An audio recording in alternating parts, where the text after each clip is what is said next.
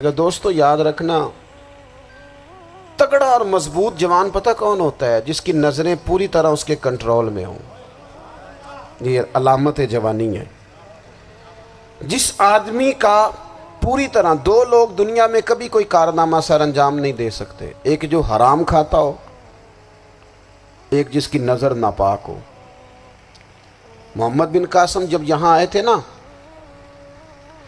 تو ایک دن بڑے پریشان تھے، تو ایک بزرگ کہنے لگے آپ کیوں پریشان ہیں؟ کہنے لگے راجہ دہر سے مقابلہ ہے اور ہماری فوج تو سندھ کے رستے بھی نہیں جانتی، زبان بھی نہیں جانتی، لڑیں گے کیسے؟ دو چار دن کے بعد ان بزرگوں کی دوبارہ محمد بن قاسم سے ملاقات ہوئی تو بڑے خوش تھے۔ کہا اب آپ کیوں خوش ہیں؟ کہنے لگے وہ میرا مقابلہ نہیں کر سکتا، میں نے تحقیق کر لی ہے۔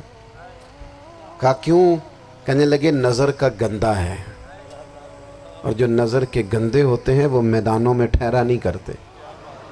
میدان کے لیے نکلنے کے لیے پاک جوانی کی ضرورت ہوتی، تطہیر مزاج ہونا ضروری ہوتا ہے، پاکیزہ افکار اور سچی اور سچی ستھری سوچوں کا ہونا ضروری ہوتا ہے۔ اس لیے فرمایا کہ میرا مقابلہ نہیں کر سکتا۔ حضرت عبداللہ ابن حذافہ کمرے میں تھے، تو وزیر کی بیٹی اندر سجی سنوری پہنچ گئی۔ جیسے ہی آپ نے اس کفر کی چال کو دیکھا تو تیمم کر کے نفل شروع کیے۔ وہ ساری رات بیٹھی رہی، رب کا بندہ ساری رات عبادت کرتا رہا۔ عبادت بڑا سہارا ہے، مصلی بڑا سہارا ہے اللہ کے بندوں۔ صبح دروازہ کھولا، وزیر نے اپنی بچی سے پوچھنا چاہتا تھا رزلٹ کیا نکلا، تو وہ کہنے لگی پیچھے ہٹ جا، اب تیرا میرا تعلق کوئی نہیں، میں نے نبی پاک کا کلمہ پڑھ لیا۔ اس نے کہا میں نے بھی زمانہ دیکھا ہے، پر یہ کیا لوگ ہیں، کستوری کے بنے ہوئے، سندل سے دھلے ہوئے، کہ میں ساری رات کمرے میں رہی اور 100 اور 1000 آدمی جس جوان کا مقابلہ نہ کر سکے، اتنا طاقتور جوان کمرے میں رہا اور اس نے نظر اٹھا کے نہ دیکھا۔ او کچا رنگ للاری والا جڑا چڑھدا تے لیندا رہندا ہے، اے عشق تیرے دا رنگ محمد چڑھیا پھر نہیں لیندا۔ میں کہا ایک دفعہ نظر اٹھا کے نہیں دیکھا، کمال ہو گئی۔ اتنے بڑے لوگ، اتنی بڑی سعادت مندی، فیروز بختی، معاملہ فہمی حد ہو گئی۔ اللہ اکبر۔ دوستو بادشاہ جب پوری طرح ہار گیا نا، اس نے کہا مار دو۔ تیل گرم کیا ایک کڑاہی میں، اور جب آپ کو اس میں ڈالنے لگے تو آپ کی آنکھوں میں آنسو آ گئے۔ بادشاہ کا خیال ہوا شاید نرم ہو گئے ہیں، کہنے لگا روئے کیوں؟ فرمانے لگے سوچتا ہوں جان ہی ایک ہے، کتنا مزہ ہے اس کی راہ میں جان دینے کا، کتنی لذت ہے اس کے نام پر مرنے میں، کتنا لطف ہے۔ جے تو چڑھیا اتے دار بھی نہیں، تے جے تو وکیا عشق بازار بھی نہیں، تے ایڈا سستا سودا پیار بھی نہیں، تے ایڈا سستا لبدا یار بھی نہیں۔ کئی جنگل گانے پیندے نہیں، کئی دوزخ لنگنے پیندے نہیں، جے وہ اس ملوں بھی مل جاوے، ایدوں سستا ہور بپار بھی نہیں۔ تے کچھ سمجھ نہ آوے لوکاں نوں وہ کادے نال شہید کرے، ڈٹھی یار دے ہاتھ تلوار بھی نہیں، پر او دا خالی جاندہ وار بھی نہیں۔ کہنے لگے ایک جان ہے نا، تو دل کرتا ہے ہزاروں ہوتی تو ایک ایک کر کے محبوب کے نام پہ قربان کرتا، جب میرے پاس ہے ہی ایک، کروں کیا؟ حضرت عبداللہ ابن حذافہ رضی اللہ تعالیٰ عنہ جب روئے اور بادشاہ نے یہ بات سنی، تو بادشاہ اٹھ کے کھڑا ہو گیا، سارے وزیروں مشیروں کو کہنے لگا تم نے کہا تھا نا بندہ ضائع کرنے والا نہیں، یہ بھی ضائع کرنے والا نہیں۔ کہنے لگا میرا ماتھا چومو، تم جیسے لوگوں کو قتل نہیں کرنا چاہیے، آزاد کرنا چاہیے۔ عزیز اپنی زندگی سے نا یہ بہت زیادہ ہرس، ہوس، طمع، اور یہ کسی بات کی بھی ہو، ہرس صرف پیسوں کی نہیں ہوتی ہے، شہرت کی بھی ہوتی ہے، یہ بیماری انسان کو اقتدار کی بھی ہوتی ہے، تعریف کی بھی بیماری ہوتی ہے، یہ سارے نقص ہوتے ہیں لوگوں کو، اور معاذ اللہ بعض جبوں کبوں کے اندر بھی ہوتے ہیں، وہاں بھی پنپتے ہیں۔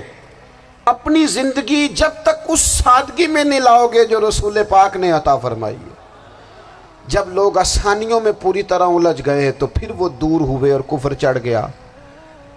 دوسری بات، اللہ کے محبوب صلی اللہ تعالی علیہ وسلم کی محبت ہم سے تقاضا کرتی ہے کہ ہم اس مشن کے لیے کام کریں جس مشن کے لیے رسول پاک نے کام فرمایا ہے۔ ہم سارے کام بڑے مضبوطی سے، سوچ سمجھ کے، تدبر سے، حکمت سے، تقاضوں کو مد نظر رکھتے ہوئے کرتے ہیں سارے کام۔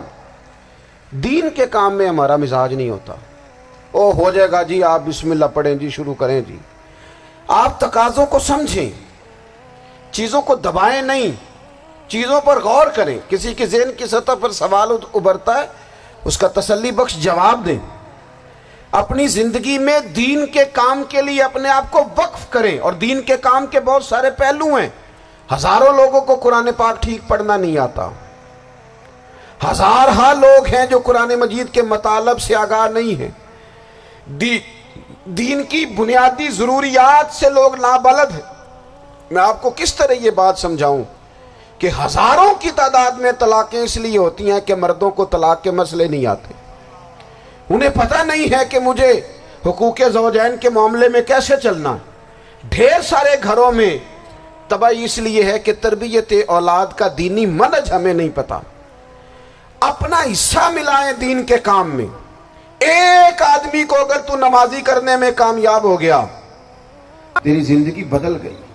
وہ دین بیزار لوگ جو ہمارے بیچ بیٹھ کے ہماری نوجوان نسل کو پگڑی اور داڑھی کا نام لے کے بنیادی طور پر دین سے دور کرتے، ایسے نوجوانوں کو دین کا پیغام محبت دے کر دین کے قریب کرنا ہماری ڈیوٹیوں کا حصہ ہے۔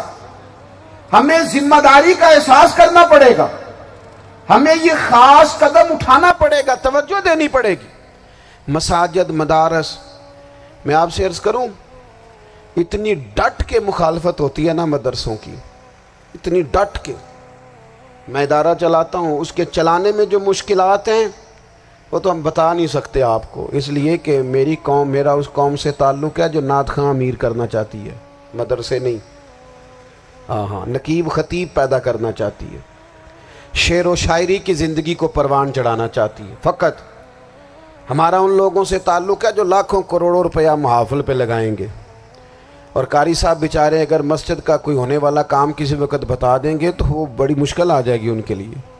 یہ کیسے ہو سکتا ہے، آپ نے یہ ڈیوٹی بتا دی۔ مدارس، اور جتنا اہم رول دین کو پھیلانے میں مدارس اسلامیہ کا ہے، اتنی زبردست، لوگوں کا خیال ہوتا ہے میری طرح کے لوگ شاید کام کرتے ہیں، ڈیوٹی کرتے ہیں۔ یہ 10-15 لوگ آپ کو نظر آتے ہیں جو آپ کو کہیں میڈیا پر یا ادھر ادھر ڈیوٹی کرتے، مخلص لوگ اپنی جگہ پہ، وہ بھی بڑا ہی کام کر رہے ہیں، جو میڈیا پہ آ کے بھی اخلاص سے اور درد دل سے کو دین کی، ان کی بھی کسی بات کی حوصلہ شکنی نہیں۔ لیکن ہزارہا اساتذہ جو مدارس میں بیٹھ کے پڑھاتے ہیں، جنہوں نے وہ سارے لوگ تیار، آپ سمجھ نہیں سکتے کتنا بڑا کام۔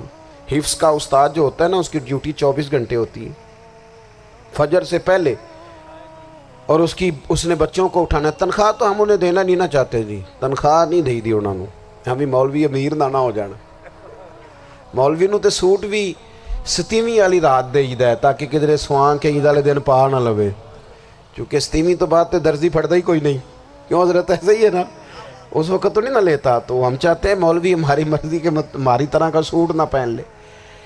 مدارس کی مضبوطی، آپ یہ دیکھ لیں، یہ صلاح الدین ایوبی کا تعلق بھلا کس چیز سے تھا؟